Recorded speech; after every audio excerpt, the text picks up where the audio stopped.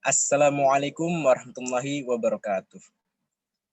Kami dari kelompok 3 akan mempresentasikan hasil diskusi kami tentang model kurikulum BUChem System. Sebelumnya, izinkan kami untuk memperkenalkan diri terlebih dahulu. Saya Aam Arsyad, bersama dengan teman-teman saya, ada Jafarus Sidik, ada Rafiqul Niaji Arjero, ada Syarifah Hilmiah, dan Wulan Oktila Sarin. Baik, untuk materi pertama akan disampaikan oleh teman saya, Wulan Oktila Sarin. Kepadanya, saya silakan.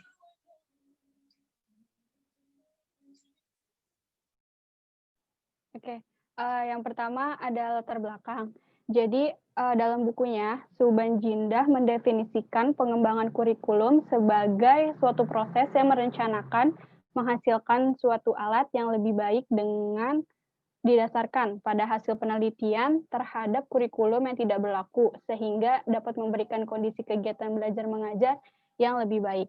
Nah, kemudian terdapat beberapa model dalam pengembangan kurikulum. Salah satunya ialah model pengembangan kurikulum BUChem System. Berasal dari ahli filsuf Amerika bernama Tom Lamar BUChem. Di dalam teorinya, ia mengemukakan 5 langkah dalam pengembangan kurikulum.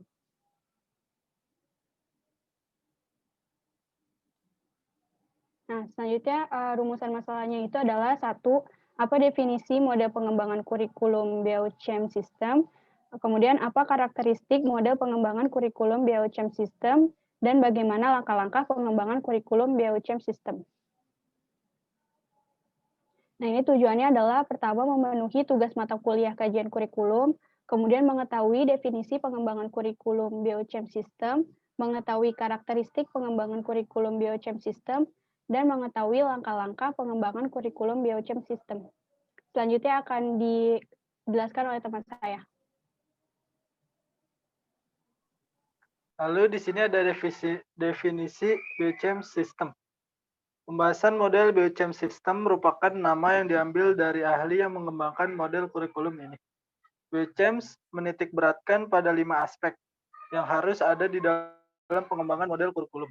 5 aspek tersebut mencakup pada penentuan arena, penetapan personalia, prosedur pengembangan, implementasi, serta evaluasi kurikulum. Lalu dilanjutkan oleh rekan saya. Lalu ini ada seperti kurikulum lainnya, BUChem sendiri punya karakteristik. Nah, di karakteristik BUChem System ini yang pertama, teori harus mengizinkan atau memungkinkan interpretasi yang dapat diuji secara empiris. Yang kedua, teori harus sesuai dengan observasi dan teori yang telah divalidasi sebelumnya. Yang ketiga, teori harus dinyatakan dalam istilah-istilah sederhana. Dan yang terakhir, setiap teori kurikulum harus ilmiah. Next, akan dilanjutkan oleh teman saya. Baik, seperti model kurikulum lainnya, BUChem System juga ada langkah-langkah pengembangannya. Nah, berikut adalah langkah-langkah pengembangan BUChem System. Yang pertama, ada memilih arena pengambilan keputusan kurikulum. Yang selanjutnya, memilih dan melibatkan orang-orang dalam perencanaan kurikulum. Selanjutnya, mengorganisasikan dan menentukan teknik pengajaran yang digunakan dalam perencanaan kurikulum. Selanjutnya, menuliskan kurikulum yang sebenarnya, lalu mengimplementasikan kurikulum, lalu mengevaluasi kurikulum, dan yang terakhir, memberikan umpan balik atau modifikasi kurikulum.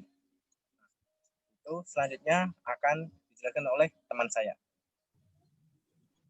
Oke, selanjutnya ada kesimpulan.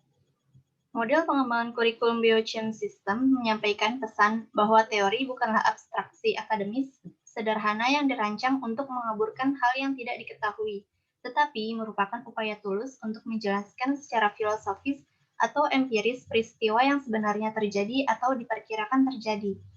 Teori ini memiliki 4 karakteristik, yaitu sebuah teori harus mengizinkan atau memungkinkan interpretasi yang dapat diuji secara empiris.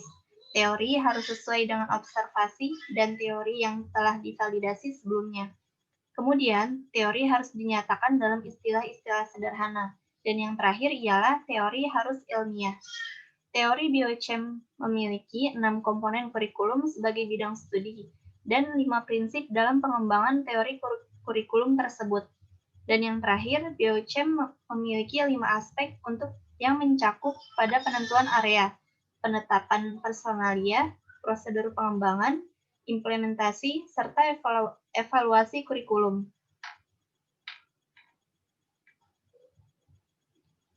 Dan untuk saran, dalam penerapan kurikulum biochem terdapat kelemahan, yaitu kurangnya kepekaan terhadap perubahan atau keadaan daerah tertentu yang kurang dalam hal fasilitas maupun sumber daya manusia yang ada di daerah tersebut. Jadi, ada baiknya jika kurikulum ini diterapkan di lembaga atau sekolah yang memang keadaan sekolah atau daerah tersebut siap untuk menerapkan kurikulum agar meminimalisir adanya hambatan dalam penerapannya.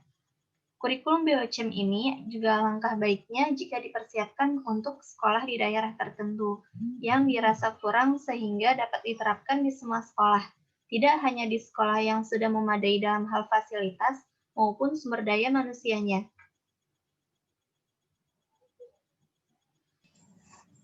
Oke, terima kasih. Mungkin hanya itu presentasi yang bisa kami sampaikan. Lebih dan kurangnya mohon dimaafkan. Bila ada yang salah, mohon dikoreksi. Semoga bisa bermanfaat. Akhir kata dari kami, wassalamualaikum warahmatullahi wabarakatuh.